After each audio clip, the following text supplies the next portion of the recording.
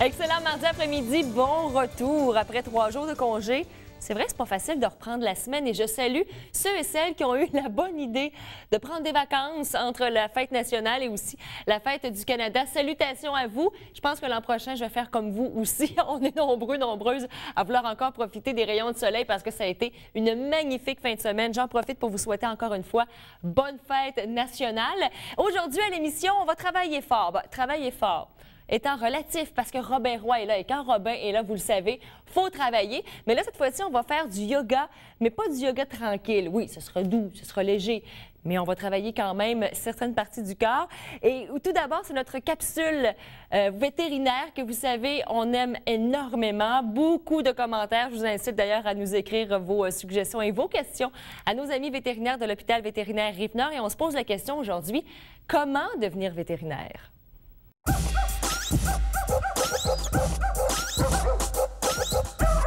Docteur Bissonnette, bonjour. Bonjour. Je suis tellement contente à chaque 2 semaines de vous rencontrer, poser toutes plein de questions. Et d'ailleurs, on vous invite à poser vos questions via le Facebook de TVA Trois-Rivières ou encore sur notre site internet tva.canoe.ca. Et c'est l'un des métiers les plus populaires chez les enfants vétérinaires. Mais qu'est-ce que ça prend pour être un bon vétérinaire? Un bon vétérinaire, bien, à la base, c'est l'amour des animaux. Là. On n'a pas le choix. C'est indéniable. Là. On le sent, on le sait quand on l'a ou quand on ne l'a pas. Puis un amour des sciences, parce que ça prend, premièrement, des études en sciences avant de rentrer en médecine vétérinaire. Puis la médecine vétérinaire, c'est très scientifique, très poussé, donc il faut être attiré par les sciences, évidemment. Parce que c'est la médecine. Oui, on parle d'animaux, mais parfois, j'ai l'impression qu'on banalise le métier. C'est un docteur, donc c'est vraiment la médecine, c'est poussé, c'est un cours universitaire. Oui, c'est un cours universitaire, c'est un doctorat de 5 ans. Puis oui, c'est de la médecine. Hein. Quand on gradue vétérinaire, on peut opérer au niveau abdominal, on peut faire, des chirurgies, on peut faire de la pharmacie, on examine, on palpe, on traite, on fait des bilans sanguins. Oui. Donc, c'est vraiment de la médecine, puis on va vraiment chercher le côté scientifique, le côté anatomique, on se connaît bien. Là. Et il y a un endroit au Québec, moi je ne le savais pas, je pensais qu'il y avait plusieurs universités qui offraient le cours, mais non. Un seul endroit où on peut pratiquer et avoir notre diplôme? Oui, c'est un seul endroit, c'est l'Université de Montréal à Saint-Hyacinthe. C'est la seule université qui offre le cours de médecine vétérinaire au Québec. Ouais. Et pour s'y rendre, j'imagine que ça ne doit pas être facile non plus. Comment ça fonctionne? En fait, c'est vraiment, il faut avoir un bon dossier scolaire, donc, des bonnes notes. Travailler fort. Oui, il faut clencher et avoir des bonnes notes parce que l'entonnoir est très serré. Là. Ils vont prendre à peu près 100 étudiants du collégial, 100 étudiants de l'université, les meilleurs au Québec. Ils vont faire une entrevue, puis de ça va sortir 80 étudiants qui vont faire une promotion pour une année et c'est tout. Parce qu'on parle d'entrevue, quand on est devant des gens, il faut quand même expliquer pourquoi l'animal a eu telle chose. Donc, si on a de la difficulté à entrer en contact avec autant les humains...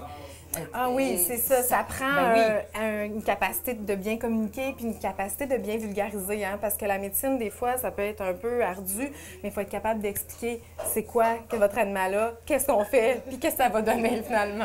Et une fois vétérinaire, on peut aller vers plein de directions. C'est ça qui est intéressant aussi. Aujourd'hui, on est dans une clinique, la clinique vétérinaire Rive-Nord. Donc, c'est surtout les chats et les chiens, mais on peut vraiment aller vers plein de directions. Oui, définitivement. Les gens ne le savent pas, mais quand on gradue vétérinaire, au bout des 5 ans, on peut pratiquer dans tout ce qu'on veut. Hein. On est généraliste. J'aurais pu travailler dans les vaches, les chevaux, importation, exportation des animaux, dans les abattoirs pour l'hygiène des viandes, en recherche, en enseignement, les animaux de la faune, en environnement aussi. Il y a des vétérinaires qui travaillent là-dedans. Donc, les perspectives d'emploi sont vraiment très larges. Là. Et dans les zoos aussi. Ça, c'est toujours impressionnant de voir les gorilles, les tigres. Du pinson, gros gorille. Oui, c'est vrai. C'est vraiment... on peut travailler dans les zoos aussi. Autre chose aussi, il y a certains vétérinaires qui se spécialisent après leur cours parce que, bon, c'est 5 ans, mais on peut faire des études supplémentaires. Oui, on parlait justement de la médecine zoologique. Souvent, c'est des spécialistes qui vont avoir fait un an d'internat général, donc une spécialisation générale, puis ensuite qui vont avoir fait leur résidence en médecine zoologique, qui vont travailler dans les zoos. Puis c'est la même chose, là, on retrouve des spécialistes de la même façon qu'en médecine humaine, des dermatologues, des oncologues, des chirurgiens qui vont faire des chirurgies plus poussées.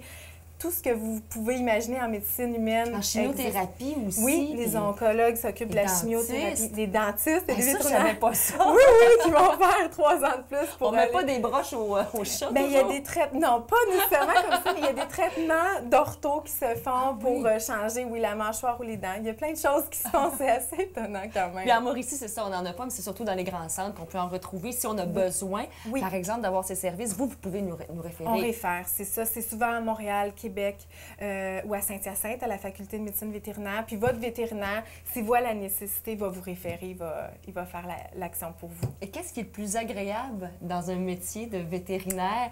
Parce que pour vous, c'est quoi? Qu'est-ce qui a été l'étincelle pour dire hey, « je veux devenir vétérinaire ». Puis est-ce que durant les études, c'est ce que vous vivez présentement? Parce que des fois, on fait les études, puis on dit c'est pas ça sur le terrain, mais... Mais c'est très différent. Les études sont très théoriques parce qu'il faut comprendre qu'on finit, on sait tout comment traiter les porcs, les oiseaux, les poissons, les chiens, les chats.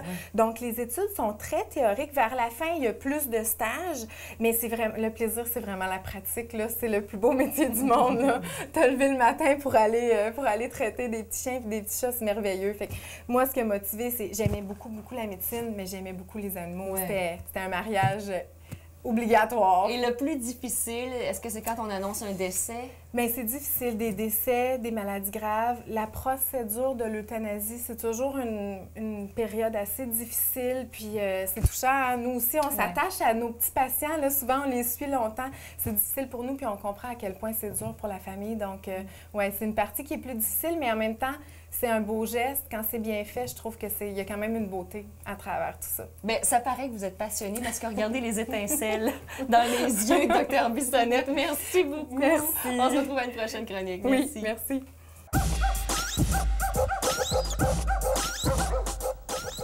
Merci beaucoup à Dr Bissonnette. D'ailleurs, dans les prochaines semaines, on va parler de plein de choses, notamment de la tique et aussi des allergies saisonnières. Savez-vous que les animaux, moi je ne le savais pas, mais pouvaient être allergiques au pollen, même avoir des allergies alimentaires. En fait, la même chose que nous, les humains. On va en parler d'ailleurs avec les médecins très gentils de l'hôpital vétérinaire Rive-Nord. Restez là parce qu'on fait du yoga.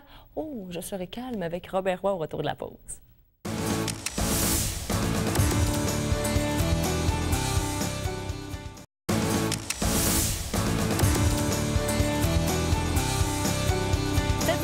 En Mauricie, on vous emmène aux eaux de Saint-Édouard. Laissez passer famille. On prend le 5e appel. Je vous souhaite la meilleure des chances. Pour le moment, je dois relaxer et prendre mon temps parce qu'on fait du yoga avec Robert Roy. Namasté, mon cher Robin. Namasté, Kumareji. Robin, dans sa position oui, j'étais parti, là. de yoga. C'est la position du sage, la position de méditation. Est-ce que tu es aussi sage? Je deviens une meilleure personne à chaque jour. Ça ne paraît pas que je patine. Alors, voilà. Alors, on fait du yoga aujourd'hui? Oui, on fait du yoga et pour le dos. Du yoga qui va nous faire du bien dans le bas du dos parce que c'est une des disciplines qui va détendre nos zones musculaires et qui va détendre notre système nerveux. Mais souvent, on fait des postures debout, on fait des postures d'équilibre. Mais là, pourquoi pas se détendre vraiment beaucoup? Et c'est des postures que vous pouvez faire un peu n'importe où. On n'a pas nécessairement besoin d'un tapis de yoga. On peut les faire carrément dans notre lit. Oh. En se levant le matin. Ça. Oui, avant de se lever le matin, juste pour détendre le bas du dos. Alors, on va se placer à 4 pattes. Parce que nos postures, on va les faire toutes sur nos genoux. Alors aujourd'hui, c'est spécial, posture sur les genoux, qui va nous aider pour notre bas du dos. Alors premièrement, on est à 4 pattes et on va remonter, on va placer nos mains sur nos hanches pour allonger ces fameuses hanches. Alors on appelle le chameau. Alors il y a des postures d'animaux, c'est le fun pour le yoga. Alors on place les mains sur les reins. Alors on soutient, tu vas placer ta paume des mains carrément, oui. Alors tu soutiens le bas de tes reins et tout ce que je te demande de faire, c'est de regarder le ciel. Alors, comme ça, on va contracter les muscles du dos pour réussir à faire une ouverture vers l'avant. Et ça, c'est ce qu'on fait très peu, hein, c'est ça. On regarde rarement le ciel comme ça, alors ça fait du bien. Et le niveau 2, si vous êtes capable, c'est de prendre une main et la descendre sur un talon, mais sans que nos hanches descendent vers l'arrière. Et le niveau 3, bien, c'est sûr que ça va être de prendre les 2 mains et de regarder vers le ciel en essayant d'ouvrir la cage thoracique et en poussant les hanches vers l'avant. Et à chaque fois qu'on fait une posture d'ouverture en yoga, on voudrait faire une posture d'une contre-posture. Alors, ce qu'on va faire, c'est qu'on place nos mains au sol. Comme ça. Et là, on s'assoit dans les talons et on place... ça, je l'aime. Et là, on place les mains au sol, loin devant, et le front au sol. Alors, on pourrait laisser les mains devant ou placer les mains une par-dessus l'autre et placer le front sur les mains. J'entends Catherine qui ronfle présentement parce que c'est une posture qui détend énormément et qu'on ne fait pas assez souvent encore une Mais fois. ça, c'est tellement un bien-être. Oui. Je le dis à chaque fois.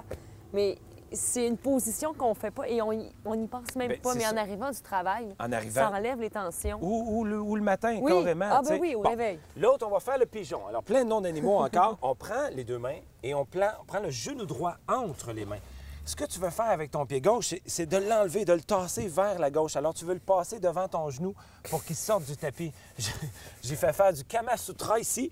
Alors, tu vois, ce qu'on veut faire, c'est d'éloigner, dans le fond, notre talon pour pouvoir ensuite descendre vers l'avant et placer notre front sur nos mains. Alors ça procure une grande détente. correct? Oui, tu es correct, oui. Est-ce que tu respires présentement? Pas beaucoup. Pas beaucoup. Alors, Catherine a réussi. Et on revient ensuite à quatre pattes.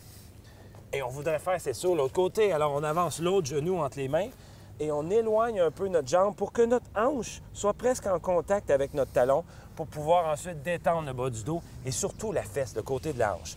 Ensuite, on revient à quatre pattes. Et on fait le chat. Le chat, c'est facile. On arrondit le plus possible le dos et on veut regarder vers nos cuisses. Alors, on va faire semblant que quelqu'un nous tire par les flancs. Alors, on a le dos le plus rond possible. Et on fait le contraire, on fait le chien. Alors, le chien, ce qu'on fait, c'est qu'on pousse le nombril vers le sol, on sort les fesses, puis on sort le menton. Alors, on fait le contraire, on va arquer le dos. Alors, on respire dans cette posture. Ça fait énormément du bien au dos. Et finalement, on fait le chiot. Bon, on l'a fait tantôt. Oui, le chiot. Alors, on laisse les mains loin devant. Mais je vais vous donner une petite variante ici. Alors, on dépose le front au sol. On l'a fait tantôt. On pourrait amener nos mains derrière, saisir nos talons. Alors, ce que ça va donner, c'est une posture qu'on appelle l'enfant. Voilà. Mais tu peux... Oui, tu peux... Ouais, je voulais te regarder comme ça. Alors, tu relâches tes mains. Oui, c'est ça. Et ça fait du bien. Tu peux déplacer ton front au sol. Voilà. On va laisser Catherine là-dessus. Et... non, parce que ça fait beaucoup de bien, les postures de yoga, pour votre bas de dos. T'es bien parti, continue. Oui, hein? Termine Alors, la chronique. Ben oui, on va se donner rendez-vous la semaine prochaine avec d'autres postures pendant ce temps-là. Pour une première fois cette semaine, Catherine qui relaxe. Alors voilà, on se laisse là-dessus. À la semaine prochaine. Et j'ai vraiment relaxé, soit dit en passant. C'est le meilleur moyen pour le faire, le yoga. Allez sur le site Internet à Robin pour avoir plus de détails. Passez un bel après-midi. Rendez-vous demain. Salut!